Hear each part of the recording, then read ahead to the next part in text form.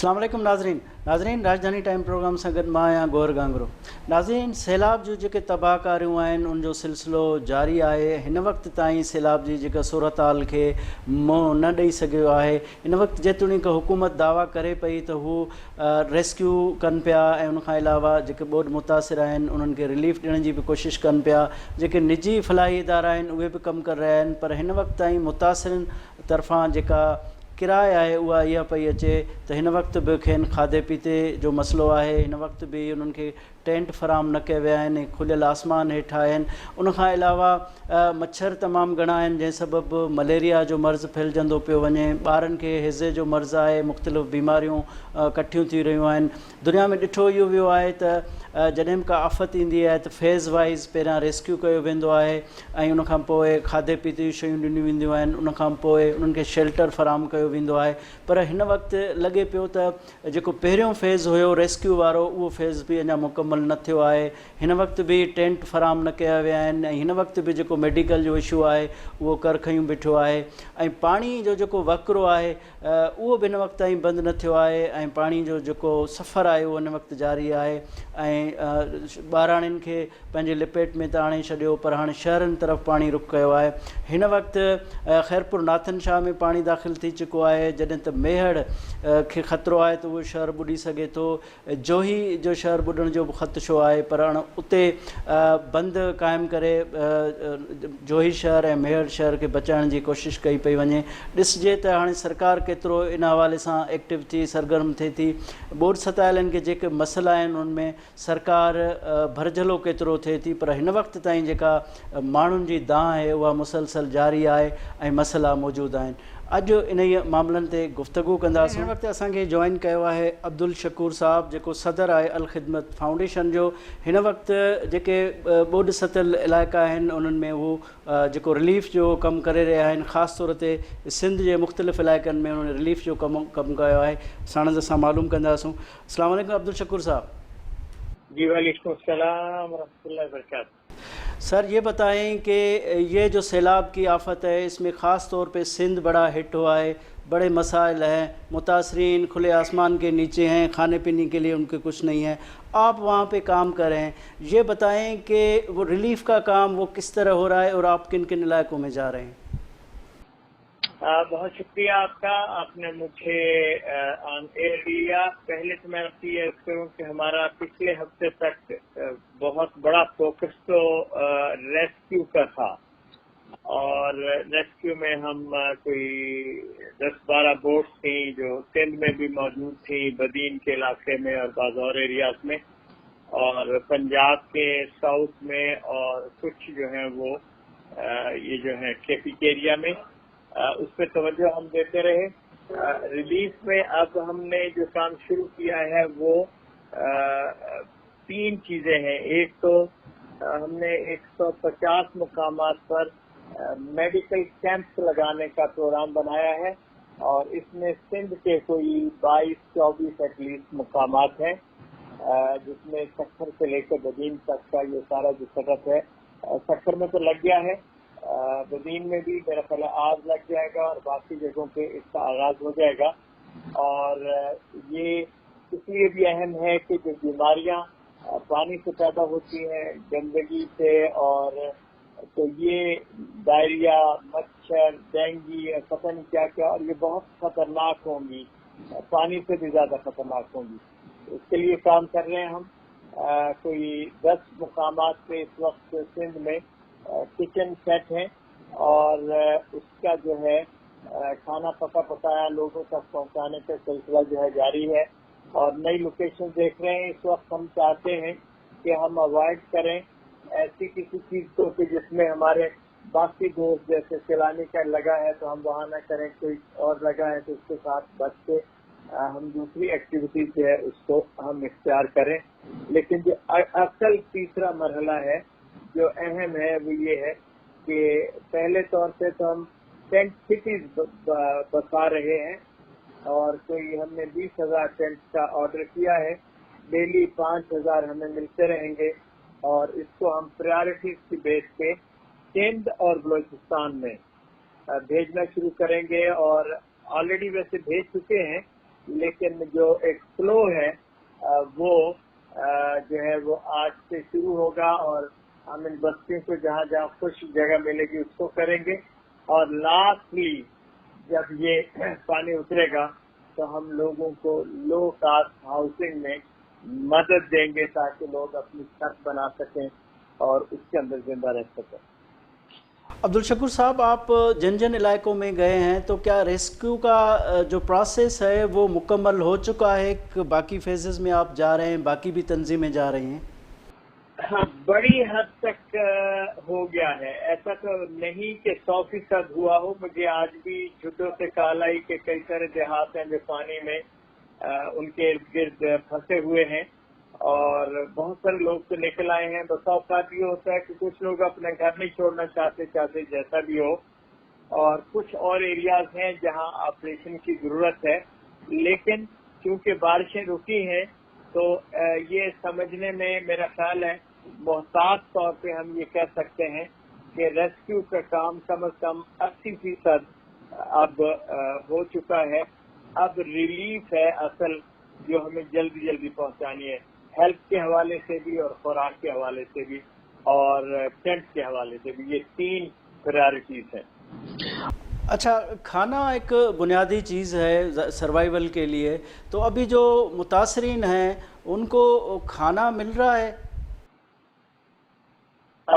بڑی تعداد میں مل رہا ہے، لیکن جی میں آپ سے عرض کروں، اصل میں بعض جگہ ایسی ہیں جہاں ایکسیس کا ایشو ہے، پانی میں سے پیدل نہیں گزرا جا سکتا، کشتیوں وغیرہ کے ذریعے سے جایا جا سکتا ہے، تو ہم کوشش کر رہے ہیں کہ اگر کوئی اور کام نہ ہو تو پی ڈی ایم اے جو ہے وہ ہمیں گائیڈ کرتی رہے کہ کہاں نہیں پہنچا جا سکا تاکہ ہم اس تک پہنچ جائیں، لیکن بیشتر مقامات تک ہماری طرف سے بھی اور باقی این جی اوز کی طرف سے بھی کھانا پہنچ رہا ہے۔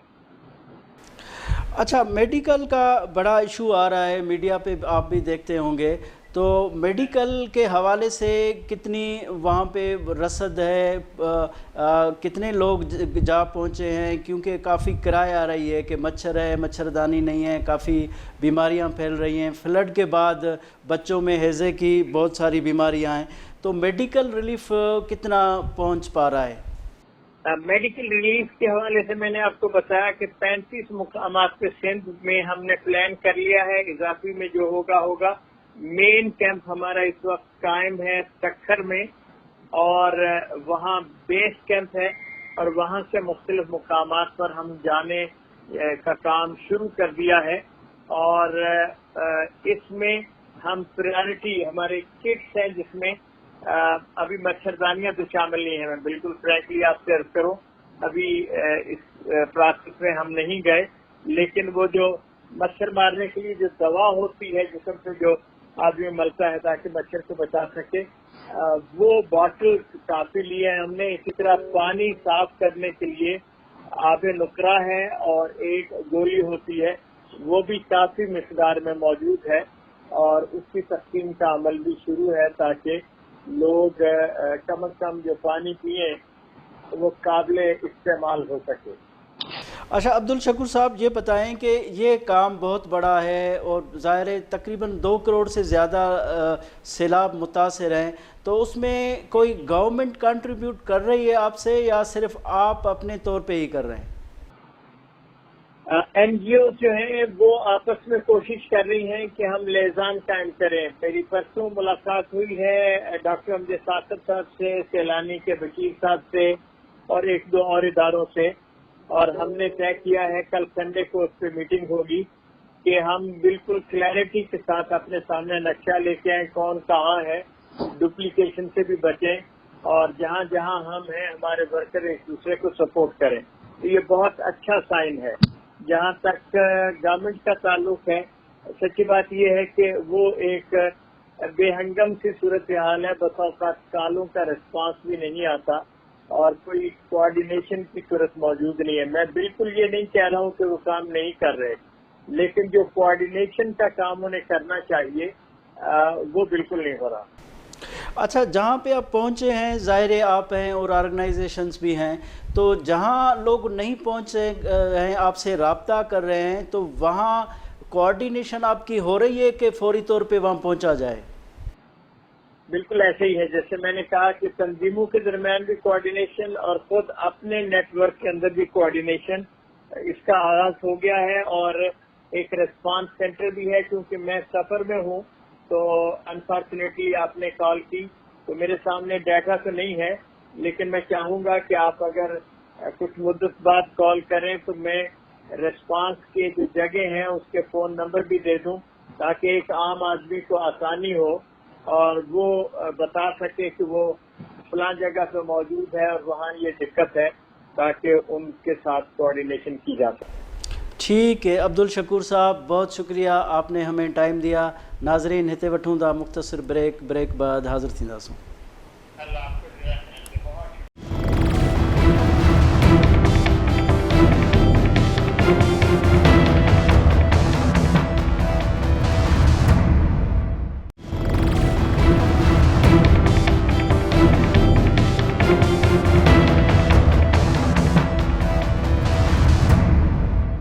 नाज़रीन वेलकम बैक। नाज़रीन हिन वक्त असांखे जॉइन कयो आहे अमर गरड़ो साहब, जेको सीनियर सहाफ़ी आहे ऐं ख़ासि तौर ते इन्वायरमेंट ते उनजो तमामु घणो कमु थियल आहे। पाणी जे मामलनि खे ऐं जेके माहौलियाती मामला आहिनि उनखे वेझड़ाई सां ॾिसे पियो ऐं मौजूदा जेको सिंध में ॿोॾि जी सूरत हाल आहे, मुख़्तलिफ़ शहरनि जो उन कवरेज बि कई आहे ऐं वेझड़ाई सां उन्हनि मामलनि खे ॾिठो आहे, उनखां मालूम कंदासूं। अस्सलाम वालेकुम अमर।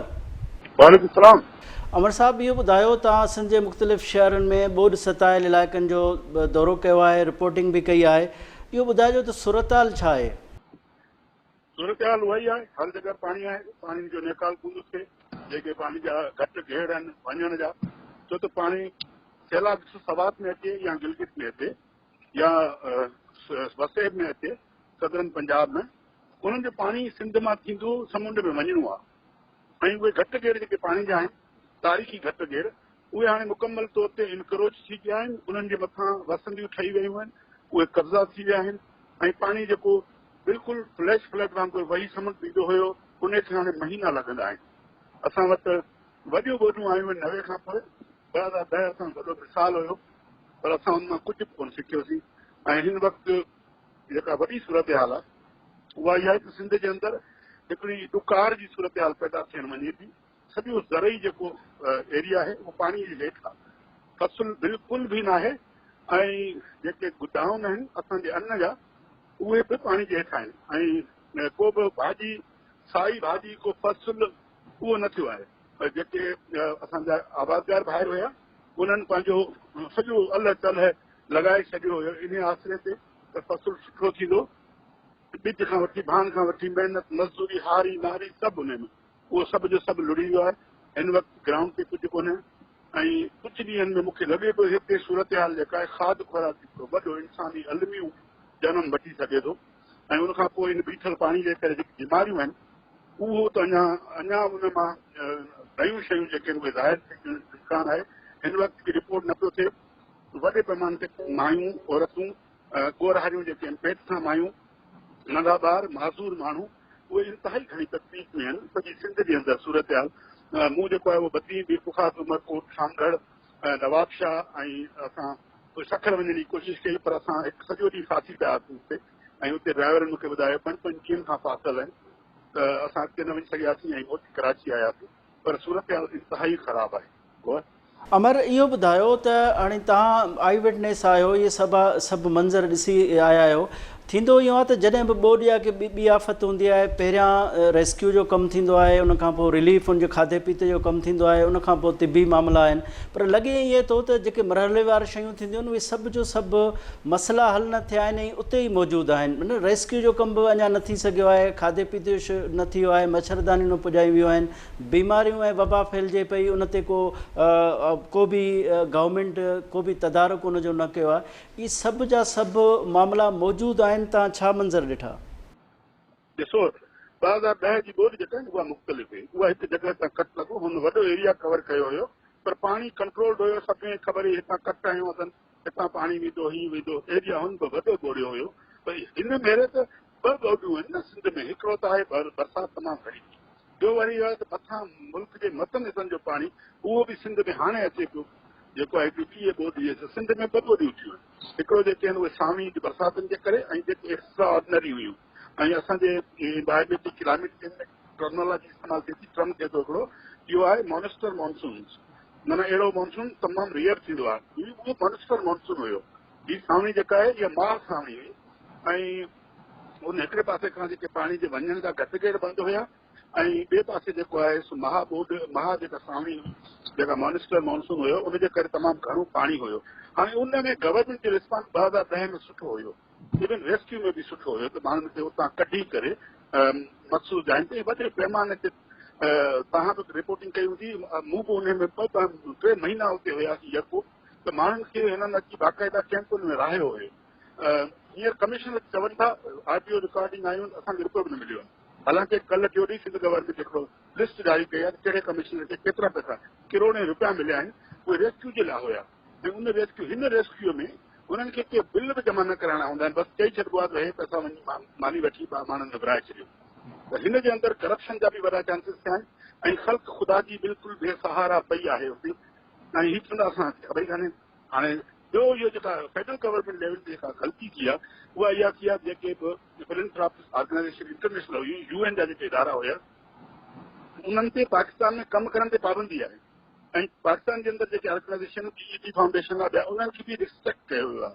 त हाणे जॾहिं गवर्नमेंट ख़ुदि बि नथी करे ॿियनि खे बि करणु नथी ॾिए ऐं उनजे लाइ त इन कंडीशन में जेके हालतूं पैदा थियण वञनि पियूं उहे मुंहिंजे ख्याल में उहे कंट्रोल खां ॿाहिरि हूंदियूं।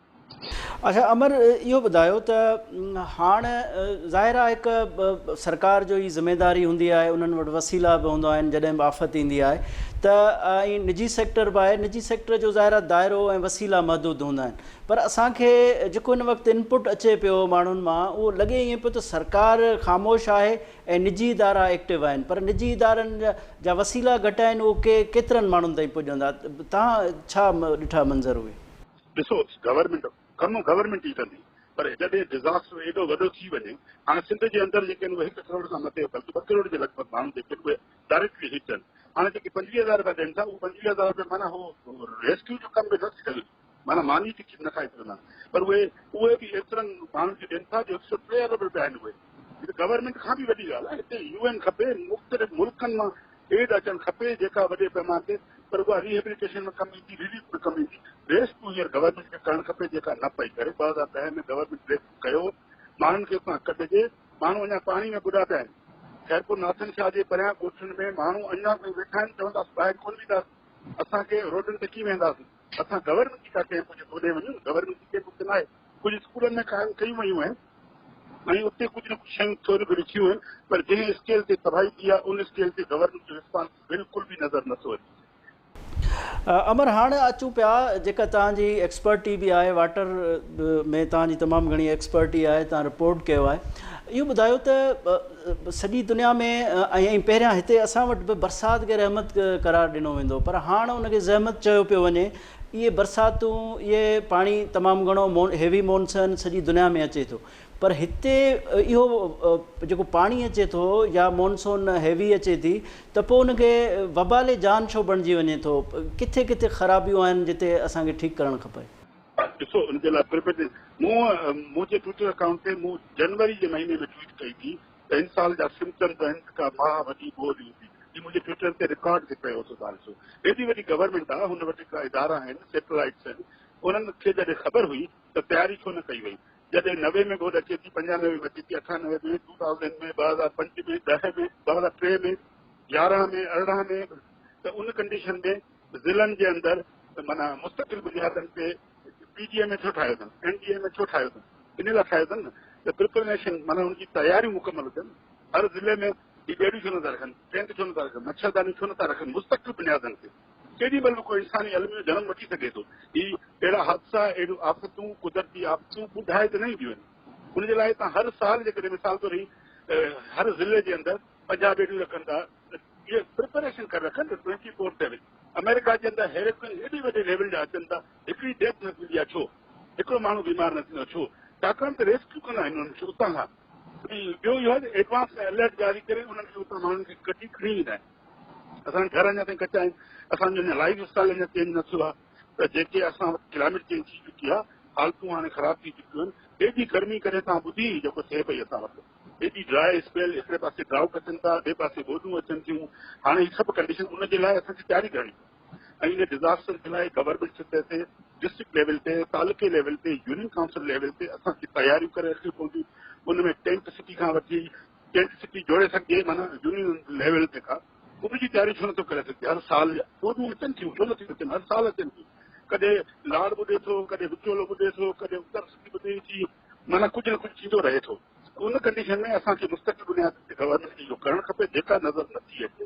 ऐं इहो अजब कहिड़ी ॻाल्हि आहे, ख़बर न आहे इहो छा कंदा, पर हिन वक़्तु इंतहाई वॾी तबाही आहे जंहिंजो 10% रिपोर्ट न पियो थिए।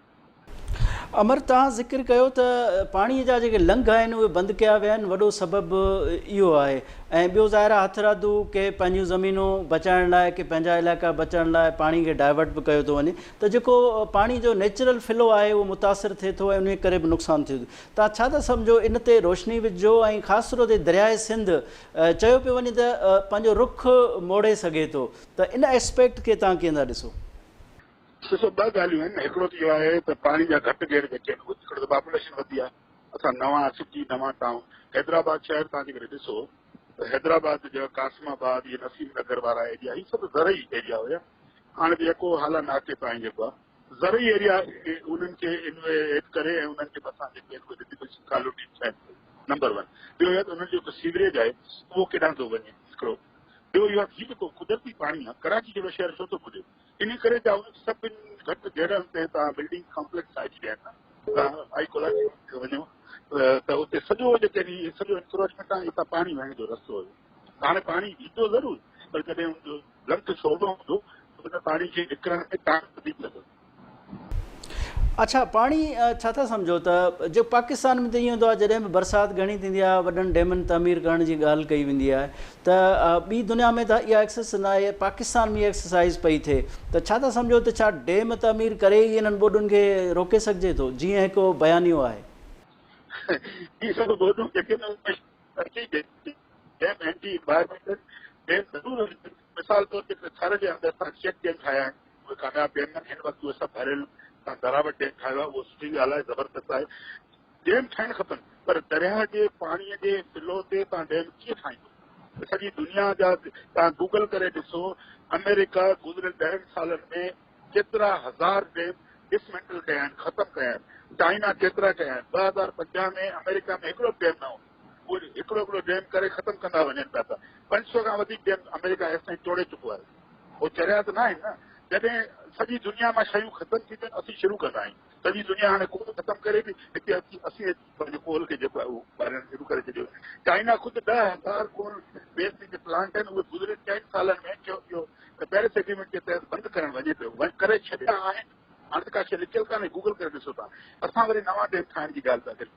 भई डैम जी कोन्हे, असां इरिगेशन जो मसइलो आहे। हाणे जदीद तरीक़ा आहिनि। ॿियो तरीक़ो आहे पाणी वाहे छॾियूं, 3 कलाक पाणी हले ज़मीन में। हाणे उनजे असांखे 5 कलाक 1 एकड़ खे पाणी ॾियण लाइ खपनि। असां उनजा तरीक़ा चेंज करियूं। हाइड्रोपोनिक अची वियो आहे, वर्टिकल फार्मिंग अची वई आहे, अलाए छा छा अची वियो आहे। असीं अञा ताईं चऊं था भई 100 एकड़ जी पट्टी हुजे, उनजे अंदरि कमत लॻाईंदासीं। भई कमत तव्हां छो था एक्सपोर्ट करियो? सॼे यूरोप में 36 शुगर मिलियूं आहिनि, सिर्फ़ु हिकिड़े में आहिनि। तव्हांजो जेको एग्रीकल्चर पैटर्न आहे उहो सॼो ग़लति आहे। उनजे करे मसइला थियनि था। डैम ते तव्हां $बिलियन डॉलर रखो था, पोइ उहो सिल्ट भरिजी वञे थो की तव्हांजी टर्बाइन जी कैपेसिटी कुझु हेॾा पैसा ख़र्च कयो की कैपेसिटी थी वई आहे। हीअ माना ॼाणे वाणे डेलीबरेटली माण्हुनि खे इन सॼे में विझनि था। एलपीडी ठाहियूं पिए, वॾियूं तहरीक वञूं, बाबा नुक़सान ॾींदियूं असांखे। वापदा चवंदा की ठाहींदासीं। हाणे वापदा खां पुछनि था की हेॾा वॾा लिखिया थियनि, हुते जंग लॻी पई आहे एलपीडी ते। हिकिड़े पासे माण्हू वेठा आहिनि राति जो हथियार बंदि थी करे त कट न ॾींदासीं। वीर मनोहर टालपुर चए थो पंहिंजे हथ सां हणंदुसि। माना होॾा लुत्फुल्ला अरबा वेठो आहे, हेॾा मिर्ज़ा वेठो आहे। माना माण्हुनि विच में जंग थी पई आहे। क्लाइमेट जंग आहे, क्लाइमेट वार आहे इहा। ऐं उन कंडीशन में असां माण्हुनि खे रिस्पेक्ट ते वठी अची करे $बिलियन पंहिंजे ग़रीब मुल्क मां ख़र्च कंदासीं, डैम ठाहींदासीं। अलाए किथां खां कहिड़ी लॉजिक पुछी था अचनि। इन मुल्क खे ई माण्हू इन तरीक़े सां डील था कनि। इहो मूंखे अजीब चवनि था ऐं वरी पंहिंजो पाण मुहबे वतन सॾाइनि था। ठीकु आहे अमर गरड़ो साहब, वॾी महिरबानी, तव्हां असांखे टाइम ॾिनो। नाज़रीन, हिते वठूं था मुख़्तसिर ब्रेक बाद हाज़िर थींदासीं।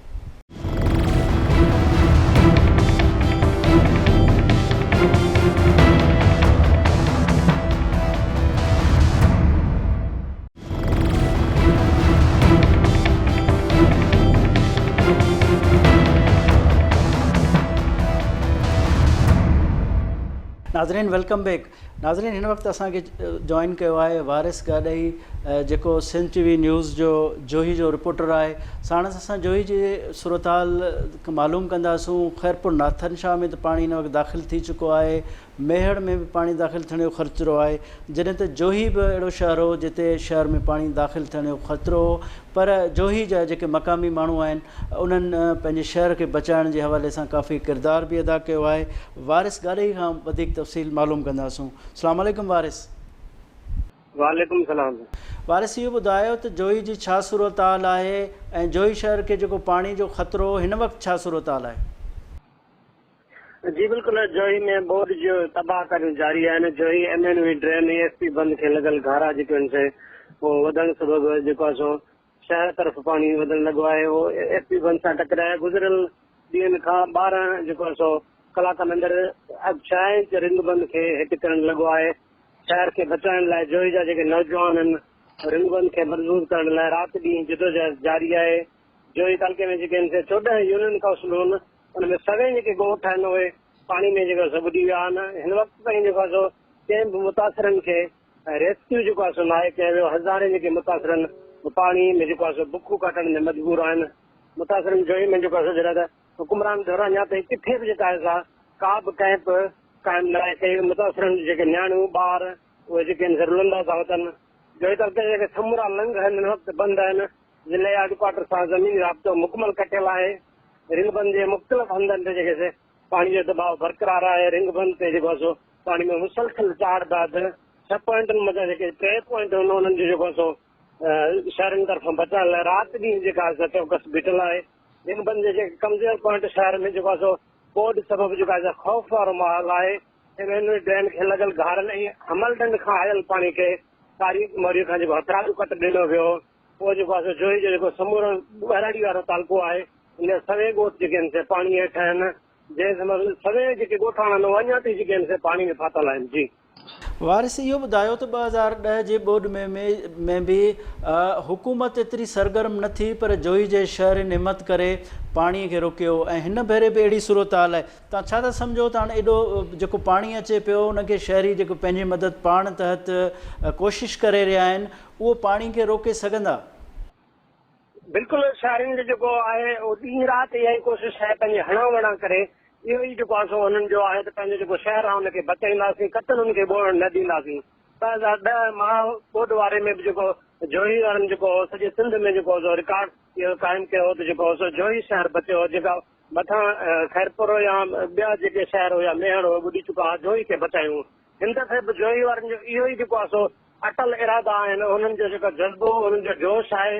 हिन महिल ॾिसंदो रिंग बंद ते नौजवान ॿार पका पोड़ा औरतूं बि जेके आहिनि से हथ वंडाइण लाइ उते पहुते हुन उहे जेके आहिनि से मिटी खणी उहे कटा भरे जेके रिंग बंद ते ॾेई रहिया आहिनि। हुननि जो इहो ई चवणु आहे त असां जोही खे जेको आहे हरकत ॿोड़ण न ॾींदासीं। जी वारिस ठीकु आहे, इहो ॾाढो सुठो जज़्बो आहे त शहरी अॻिते आया आहिनि ऐं औरतूं बि कंट्रीब्यूट करे रहियूं आहिनि। इहो ॿुधायो त जोही शहर खे बचाइण जे लाइ ज़ाहिरा हज़ारनि जी आबादी आहे, उन में हुकूमत केतिरी मदद पई करे? हुकूमत जेका आहे MP जोही जे तरफ़ां जेका मशीनरी उते मौजूदु आहे, 4 खां 5 एक्सीवेटर आहिनि, कुझु ट्रालियूं आहिनि, उहो उन जेके तेल वग़ैरह जेको आहे सो उन फंड जो जेको आहे सो MP जे तरफ़ां ॾिनल आहे। बाक़ी शहरनि जो जेको आहिनि उहो पंहिंजे हणा वणा में को कली खणी थो अचे, को पाचको खणी थो अचे, को लकड़ा को कहिड़ा खणी थो अचे उनखे बंदि करण जे लाइ।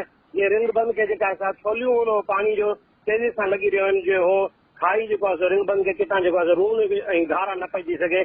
जोही वारनि जो जेको आहे जोश ऐं जज़्बे सां जेको आहे सो राति ॾींहं ते जेका आहे कमु जारी आहे। जी ठीकु आहे वारिस, तव्हां ॿुधायो त 14 यूनियन काउंसिल पाणी हेठि उते छा सूरत हाल आहे? छा माण्हुनि जो रेस्क्यू थी चुको आहे? माण्हुनि जा खाधे पीते जो मामिलो या तिबी मामिलो आहे उहे हल थी सघियो आहे? हिन वक़्तु ताईं जेके 14 यूनियन काउंसिलूं आहिनि उहे मुकमल पाणी हेठि आहिनि।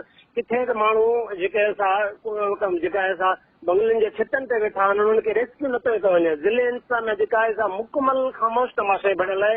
उनजो किथे बि को कमु नज़र नथो अचे। जोही रिंग बंद ते बि जेका आहे हुननि जो को ध्यानु ई कोन्हे। बाक़ी जेके माण्हू ॿुधल आहिनि उन्हनि जे रेस्क्यू लाइ हिन वक़्तु ताईं जेके गवर्नमेंट आहिनि उहे ॿेड़ियूं न ॾिनियूं वियूं आहिनि। उहे माण्हू जेके आहिनि पंहिंजे मदद पाण तहत जेको आहे सो ॿेड़ियुनि खे जेको आहे सो सॾु करे रहिया आहिनि असांखे ॿाहिरि कढो। जेके कैंपूं काइम कयूं वियूं आहिनि जोही रिंग बंद जे मथां SP बंद हिते जेके माण्हू वेठा आहिनि या हिते स्कूलनि में वेठा आहिनि उहे बि बुखूं काटण ते मजबूर आहिनि। उन्हनि खे जेको आहे सो 2 वक़्तु जेका आहे सुका चांवर उहे बि घुरी रहिया आहिनि। उहो बि जेको आहे न हितां जो मुख़्तियारकार आहे न एसी आहे, को इंतिज़ामिया कोन्हे, माण्हू वीचारा बेयारो मददगार ई वेठा आहिनि। जी अच्छा, ये 14 यूनियन काउंसिल जेके पाणी हेठि आहिनि उन्हनि में केतिरा ॻोठ आहिनि जेके हिन वक़्तु पाणी हेठि आहिनि, ऐं केतिरा माण्हू अहिड़ा हूंदा जेके फाथल आहिनि ऐं हू कंहिं बि बचाव बंदि ते न अची सघिया आहिनि? सभई ॻोठ आहिनि जेके पाणी हेठि आहिनि उन्हनि जो जेको हज़ारनि जे तादाद में माण्हू जेके आहिनि से फाथल में, जेके मथां जेके यूसी हुयूं, नव यूसी पटगुल मोहम्मद ट्रोड़, ड्रिगबाला, वाही पांडी, टंडोरहीम ख़ान, छिन्नी शाह समेत जेके यूसी हुयूं उहे माण्हू त उते जेके फाथल आहिनि। जेके नयूं हाणे यूसी ॿुधियूं आहिनि, एफपी बंदि एमएनवी ड्रेन जे विचां जेको पाणी गुज़र कयो आहे हुन में 4 यूसियूं 5 मुतासिर थियूं आहिनि, जंहिंमें जेका आहे भागलपुरा, फुलजिया ऐं यूसी पीर मसाइका, यूसी जोई 2 ऐं यूसी कमाल खान। उते जेके आहिनि माण्हू हिन वक़्तु फाथल आहिनि, उते को रेस्क्यू टीमूं न पहुतियूं आहिनि। ज़िले इंतज़ामिया तरफ़ां जेका बेड़ियूं बि न फराहम कयूं वियूं आहिनि। उन्हनि खे जेको आहे सो रेड अलर्ट जारी करण बैदि न ट्रांसपोर्ट ॾिनो वियो न छा, माण्हू वीचारा पंहिंजे मदद पाण तहत जेको आहे सो ट्रालियुनि ऐं जेका प्राइवेट बेड़ियूं आहिनि उन्हनि ज़रिए निकिता आहिनि। हिन वक़्तु ताईं इंतज़ामिया तरफ़ां माना जेको आहे सो को बि जेको आहे सो रिज़ल्ट न आयो, ज़ीरो आहे बिल्कुलु। जी ठीकु आहे वारिस गाॾई, वॾी महिरबानी तव्हां असांखे जॉइन कयो। नाज़रीन, ही छा तव्हां ॾिठो, ईंदड़ राजधानी टाइम में कंहिं नए मौज़ू सां गॾु हाज़िर थींदासूं। पंहिंजे मेज़बान गौहर गांगरो खे इजाज़त ॾींदा। अल्लाह हाफ़िज़।